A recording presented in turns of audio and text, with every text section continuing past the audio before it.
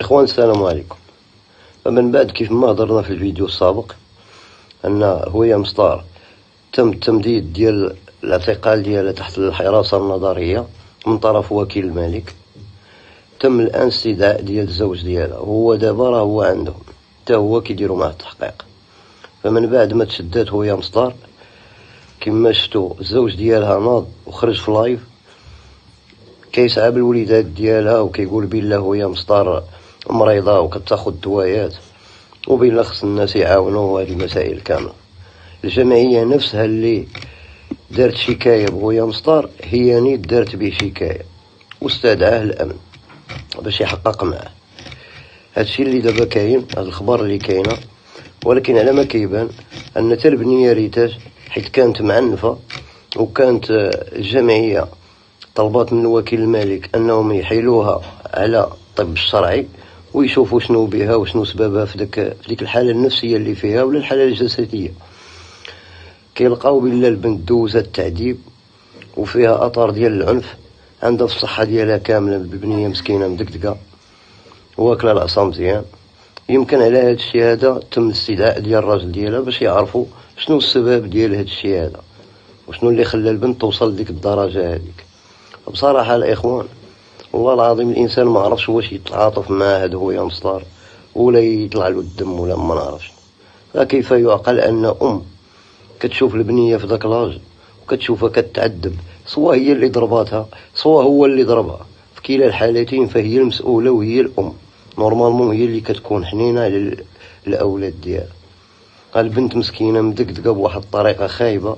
عرفتي راه الجمعيه راه كلشي كيغوت نايضه الحيحه عليها هي وعلى هذاك الزوج ديالها. فمن بعد داك التسفال ديالهم كامل وديك البساله ديالهم كامله اللي كانوا كيخرجوا بها وداك التخربيق، الله سبحانه وتعالى يمهل ولا يهمل. فكان ضروري ان الله سبحانه وتعالى غيدير واحد النهار حد العذاب ديال دوك الوليدات. راه كنا كنشوفوا كاملين كيفاش كتهضر حداهم كيفاش كتصرف حداهم.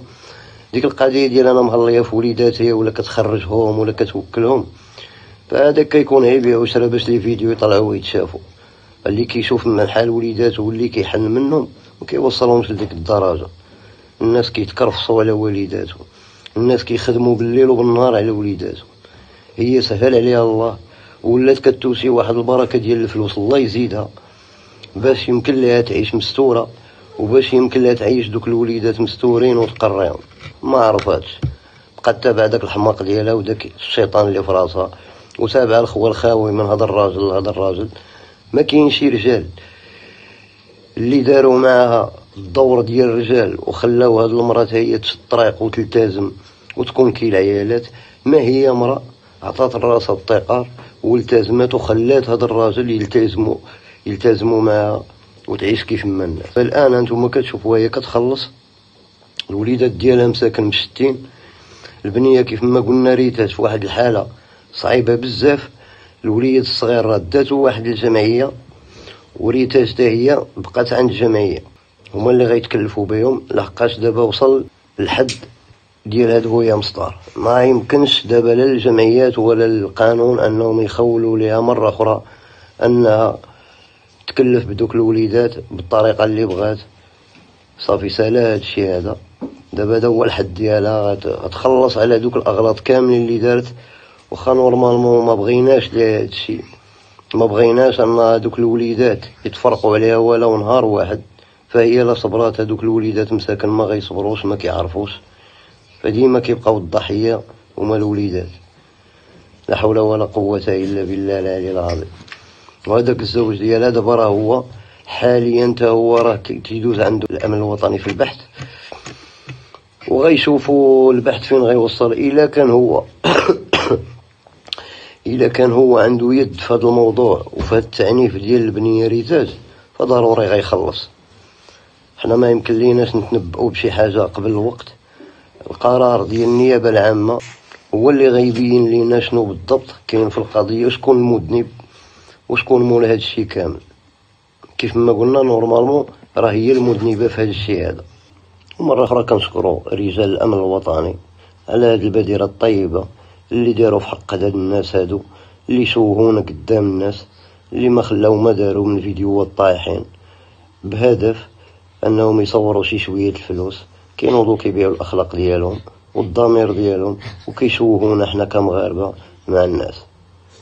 فشكرا للامن الوطني، وكنتمناو هذا يكون درس وعبره للناس اخرين اللي باقا ما وصلتش النوبه ديالهم، وانا متاكد بالله غتوصل النوبه ديالهم تا هما غتوصل النوبه ديالهم، وحتى هما غيخلصوا.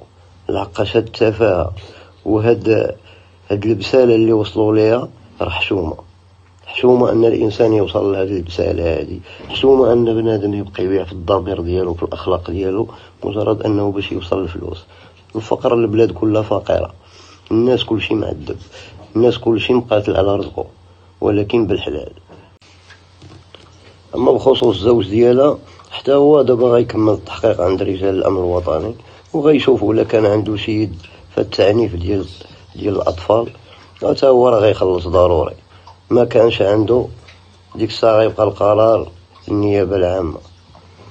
هذه عبره الاخوان للناس باش بنادم يعرف ان النعمه اللي كيعطيك الله تبارك وتعالى خصك تحافظ عليها. هذوك الوليدات اللي عطاهم الله بزاف الناس كيتمناوهم، بزاف الناس مساكن ما خلاهم ما داروا باش يولدوا، ولكن ما كييسرش لهم الله. الوليدات بالمكتاب ديال الله هما رزق من عند الله سبحانه وتعالى. فهاد المرأة هادي ما قدراتش داك الرزق اللي عطاها الله تبارك وتعالى، سواء الوليدات سواء النعمة اللي نعم عليها الله. احنا كاملين كنعرفوا كيفاش كان الديبار ديالها وكيفاش بدات، وشوفوا الحالة اللي كانت فيها ودابا كيفاش ولات. فهادشي كامل بمن كان، بفضل من كان، بفضل الله تبارك وتعالى. اللي هي ديك النار نايضة كتعاير في الله سبحانه وتعالى وكتقول المسيح، وداك التخربيق كاع يحشم بنادم يبقى يعاود. على هذا كنتمناو من الله تبارك وتعالى واخا هادشي كامل ما نبغيوش ليها الأذية وما نبغيوش ليها شي حاجة خايبة، نتمناو من الله يهديها ويدير لها تاويل الخير، ويكون هادشي هذا هو آخر مشكل عندها مع الوليدات ديالها وتبدل حياتها للأفضل. ما بقى لنا إلا نودعكم الإخوان، وشكرا على المتابعة. السلام عليكم.